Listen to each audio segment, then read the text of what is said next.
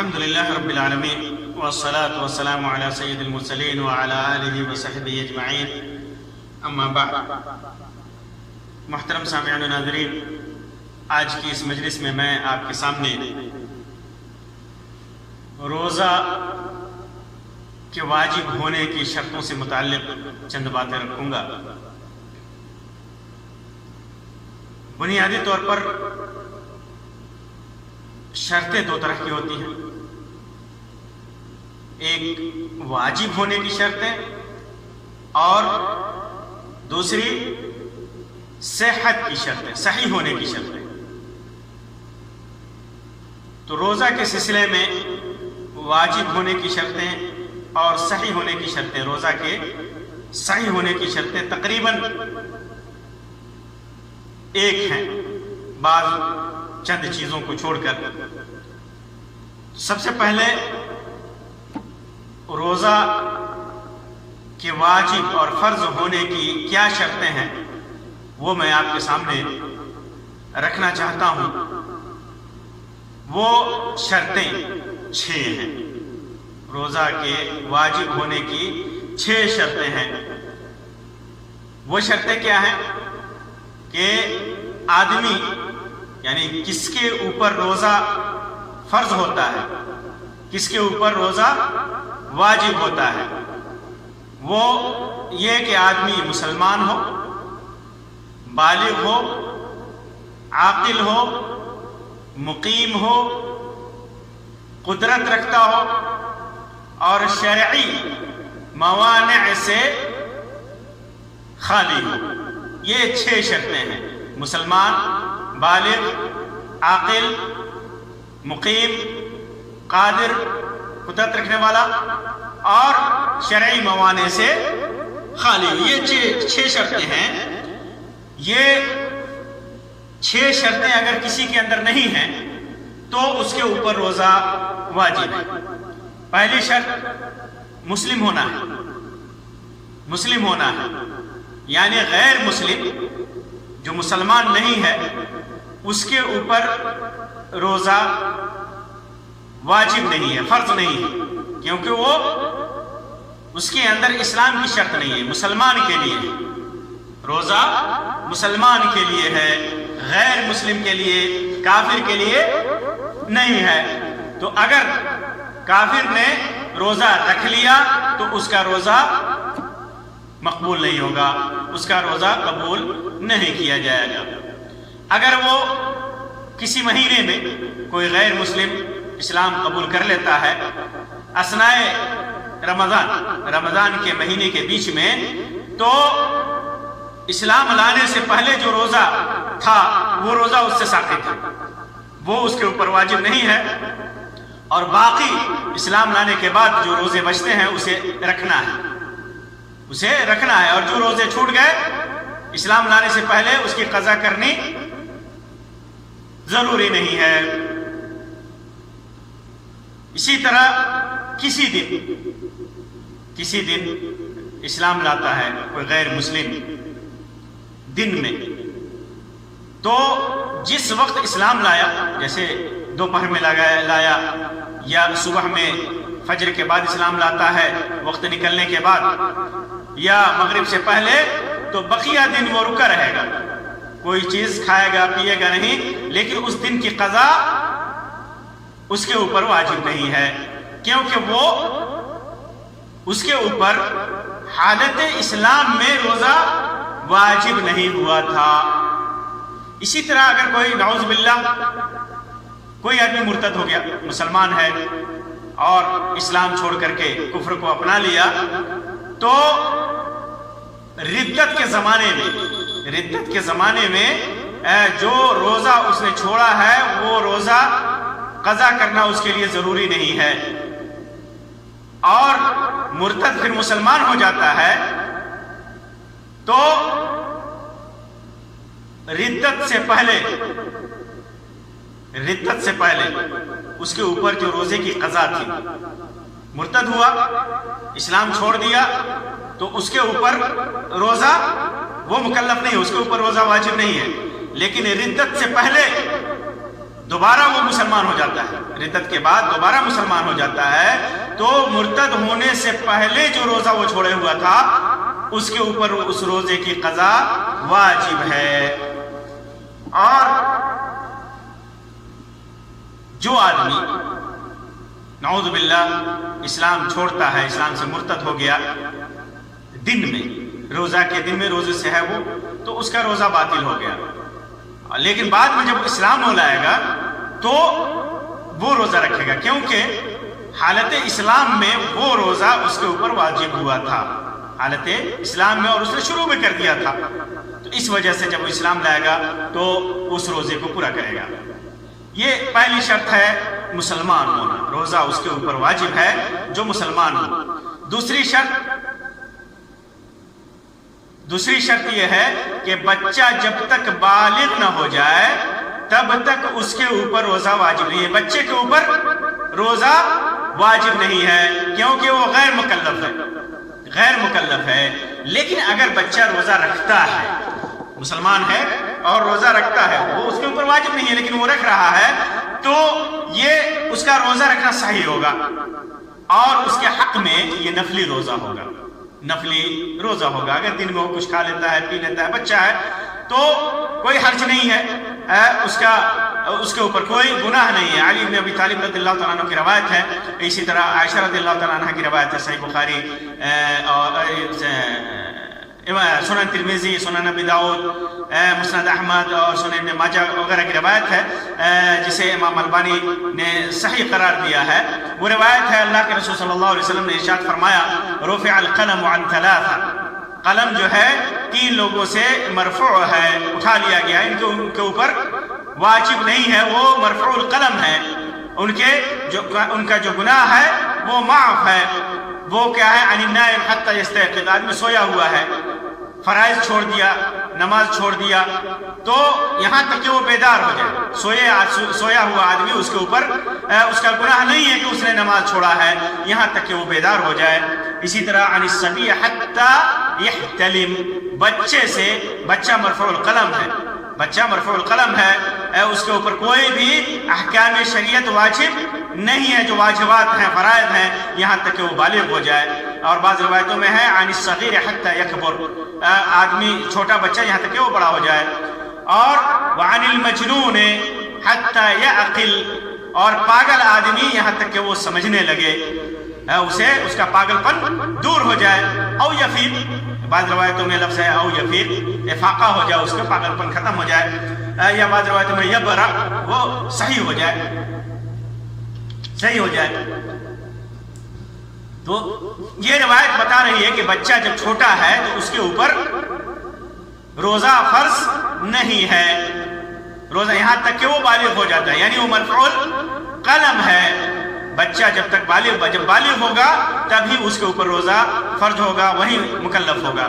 اس کے باوجود بچے کے اوپر روزہ واجب نہیں ہے، اس کے باوجود ماں باپ کو چاہیے کہ بچے کو روزے کا حکم دے، اگر وہ طاقت رکھتا ہے، اگر وہ روزہ رکھنے کی طاقت رکھتا ہے بچہ، تو اس کو حکم دے، کیونکہ بچہ جو بھی نیک عمل کرے گا اس کا ثواب اس کو ملے گا، اس کو ثواب، لیکن حتی المقدور ہی اسے مکلف کیا جائے گا۔ اس کی طاقت ہے، اگر وہ روزہ رکھ سکتا ہے تو رکھے گا، نہیں رکھ سکتا ہے تو توڑ دے گا۔ اسی طرح والدین کو چاہیے کہ اپنے بچوں کو روزہ رکھنے پر ابھارے، ان کو انعامات دے، ان کو کھلونے دے، زیادہ سے زیادہ ان کو ابھارے نیک اعمال کرنے پر۔ انہی میں روزہ بھی ہے، صحیح بخاری اور صحیح مسلم کی ایک روایت ہے، ربیع بنت معوذ رضی اللہ تعالی عنہ کی روایت فرماتی ہیں، عاشورہ کے روزے کے سلسلے میں، جب عاشورہ کا روزہ رکھنا فرض تھا تو فرماتی ہیں کہ ہم لوگ نسکنا نصوم صبیانا، ہم لوگ خود روزہ رکھتے تھے لیکن اپنے بچوں کو بھی روزہ رکھنے پر ابھارتے تھے۔ وَنَجْعَلْ لَهُمُ اللَّعْبَ مِنَ الْعِهْنِ، اور روئی کے بنے ہوئے کھلونے انہیں دیتے تھے، لالچ دیتے تھے۔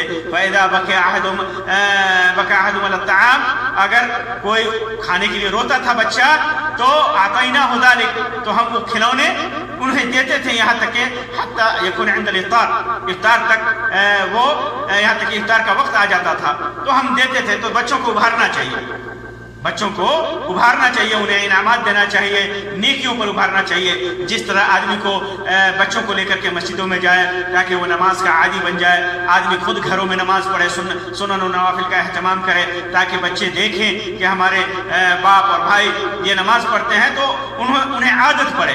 تو بچے کے اوپر بچے مکلف نہیں ہیں، بلوغت یہ شرط ہے. بلوغت روزہ کی فرضیت کے لیے یہ بلوغت شرط ہے. بلوغت کب ہوتی ہے اس میں علماء کا اختلاف ہے. بعض علماء کہتے ہیں کہ جب روزے کی طاقت یعنی 10 سال کی عمر میں، تقریباً 10 سال کی تحدید کرتے ہیں کہ 10 سال کا بچہ ہو جائے تو اس کے اوپر روزہ فرض ہو جاتا ہے اگر اسے طاقت ہے. کیونکہ حدیث میں آتا ہے کہ بچہ جب 10 سال کا ہو جائے تو نماز نہیں پڑھے تو اسے مارنا چاہیے. تو اس کا مطلب یہ ہے کہ روزہ وہ بالغ ہو جاتا ہے 10 سال کی عمر میں. لیکن زیادہ تر علماء نے سن تکلیف 15 سال مانا ہے. 15 سال کی عمر میں عام طور پر بچہ بالغ ہوتا ہے، چاہے وہ لڑکا ہو یا لڑکی ہو. لڑکا ہو یا لڑکی، اس کی کچھ علامتیں ہیں. اس کی کچھ علامتیں ہیں، جیسے لڑکا ہے تو جیسے احتلام ہونا شروع ہو جائے اس کو، یا یہ کہ بغل اور ناف کے نیچے کے بال اس کے نکل آئے، آواز میں بھاری پن آ جائے. یہ علامت ہے بلوغت کی. بلوغت کی داڑھی موچ کے کوپل نکلنے لگے، یہ علامت ہے. اور لڑکی ہے تو اس کو ماہواری آنے لگے، یہ بلوغت کی علامت ہے. یہ بلوغت کی علامت ہے. تو یہ دوسری شرط ہے روزہ کے فرض ہونے کے لیے کہ آدمی بالغ ہو، مسلمان ہو، بالغ ہو. تیسری شرط یہ ہے کہ عاقل ہو، سمجھدار ہو، سمجھنے والا ہو. کیونکہ مجنون اور پاگل اور مجنون پر روزہ فرض نہیں ہے. اگر پاگل پن کی حالت میں وہ روزہ رکھتا ہے تو روزہ اس کا صحیح نہیں ہے، کیونکہ نیت اس کی نہیں ہے. پاگل کیا نیت کرے گا؟ تو پاگل کے اوپر، مجنون کے اوپر روزہ فرض نہیں ہے. اسی طرح ایک چوتھی شرط ہے روزہ کی فرضیت کی. چوتھی شرط ہے کہ آدمی مقیم ہو، حالت قیام میں ہو، مسافر نہ ہو. کیونکہ مسافر کے اوپر روزہ واجب نہیں ہے. مسافر سے روزہ اللہ تبارک و تعالیٰ نے معاف کر دیا ہے. لیکن اگر حالت سفر میں روزہ رکھ لیتا ہے تو وہ روزہ مقبول ہے، اس کا روزہ ہو جائے گا. اور اگر روزہ چھوڑ دیتا ہے تو حالت قیام میں، دوسرے دنوں میں اس کی قضا اس کے اوپر واجب ہے. اللہ تبارک و تعالیٰ نے فرمایا وَمَنْ كَانَ مِنْكُمْ مَرِيضًا أَوْ عَلَى سَفَرٍ فَعِدَّةٌ مِّنْ أَيَّامٍ أُخَرَ. جو آدمی مریض ہو، بیمار ہو یا سفر کی حالت میں ہو اور روزہ توڑ دے تو دوسرے دنوں میں اس کی قضا کرے گا. یہ چوتھی شرط تھی کہ آدمی مقیم ہو. مسافر ہے، اس کے اوپر روزہ فرض نہیں ہے، فرض نہیں ہے. روزہ اگر نہیں رکھتا ہے تو اسے چھوٹ ہے، لیکن اس کی قضا کرنی پڑے گی. یہ شرط ہے، یہ شرط ہے اس کے لیے.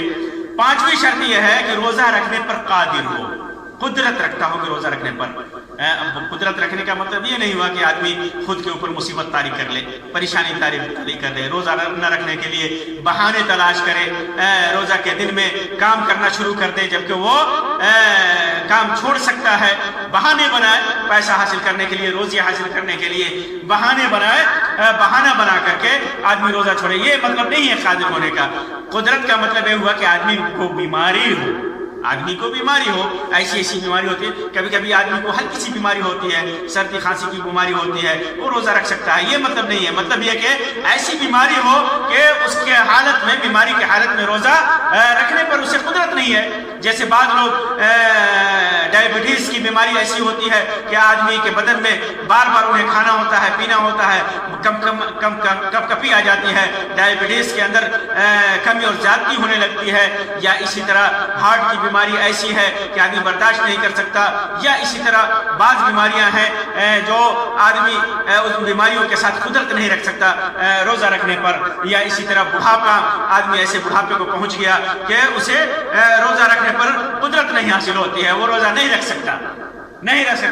تو اس وجہ سے چنانچہ بیماری اور بڑھاپے وغیرہ کی وجہ سے روزہ رکھنے پر قدرت نہ ہو تو اس کے اوپر روزہ فرض نہیں ہے. اگر چھوڑ دیتا ہے، اگر ایسی حالت میں چھوڑ دیتا ہے تو بیماری اگر ختم ہو جائے، ایسی بیماری ہے جو ختم ہونے والی ہے، تو بیماری زائل ہونے پر دوسرے دنوں میں اس کی قضا کرنی پڑے گی.